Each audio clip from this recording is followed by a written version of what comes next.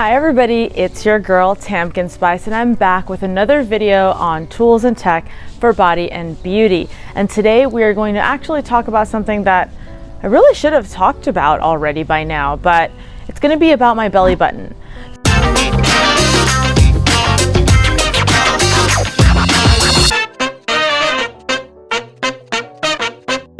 You guys already know that I've had a tummy tuck.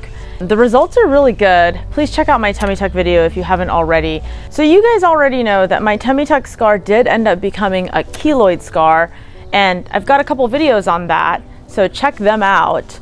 But some of the things that I've been doing for my tummy tuck keloid scar, I have also had to do for my belly button. So remember, when a tummy tuck is performed, they do actually not only cut you from hip to hip to bring down your skin, but they need to sometimes, if it's not a mini tummy tuck, sometimes when you're doing a full tummy tuck, you have to cut a new hole for your belly button, and there's going to be actually new stitches around your belly button. A lot of surgeons have excellent technique to where they can hide that scar really, really well. But unfortunately, darker skinned people with a lot more melanin in their skin, they tend to keloid more, and the keloids are not only for the lower scar from hip to hip, but the keloids can also be around the belly button, and that's exactly what happened to me.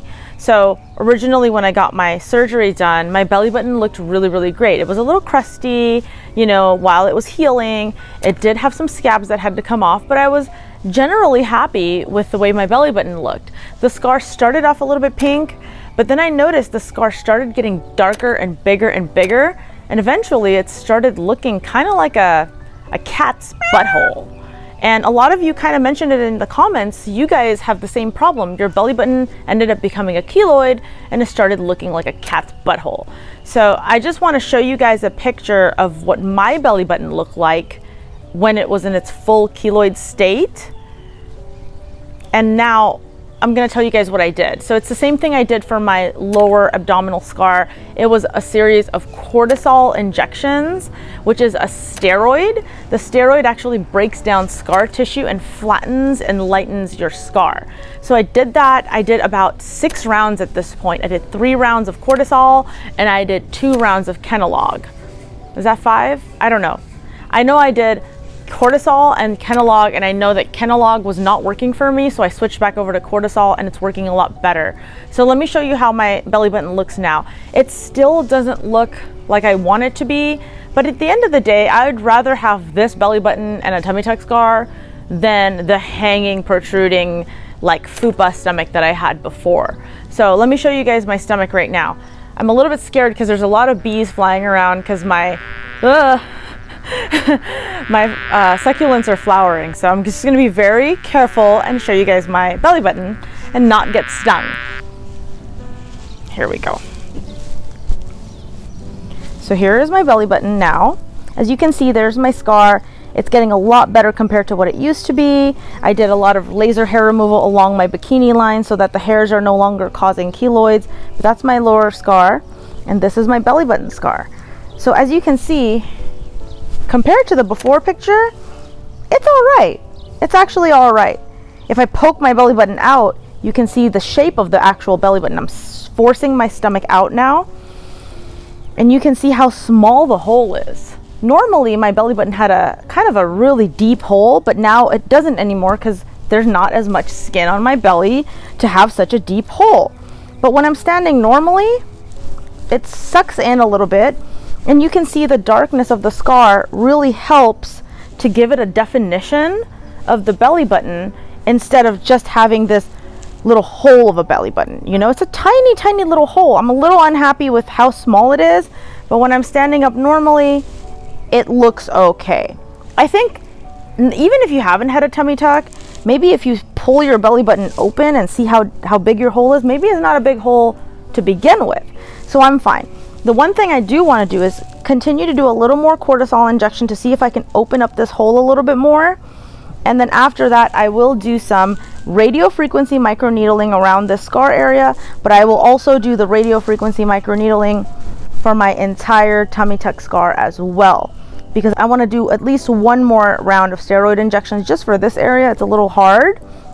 And then I will do it for every area that I have scar. So I'm gonna pursue that pretty soon. Well, good thing I didn't get stung by any bees, but that was my kind of belly button update.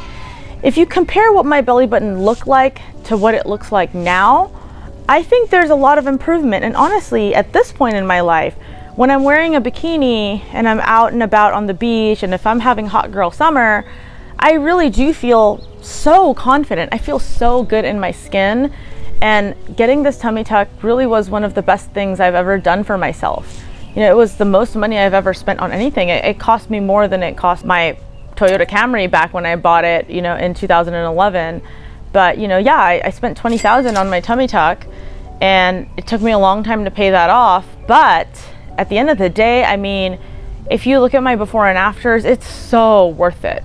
It's so worth it. And as far as the belly button, doing the steroid injections, cortisol specifically worked for me. I don't know if something is not working for you for steroid injections, talk to your doctor. There's many types of steroid injections for scar tissue to break down the scar tissue. So make sure that you're talking to your doctor about the steroid that is right for you.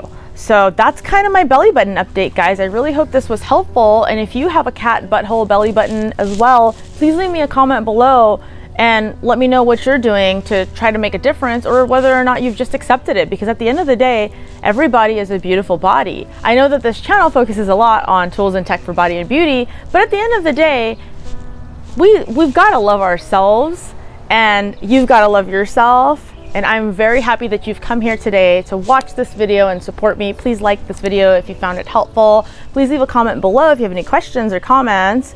And don't forget to subscribe, because every subscription counts for a small YouTuber like me.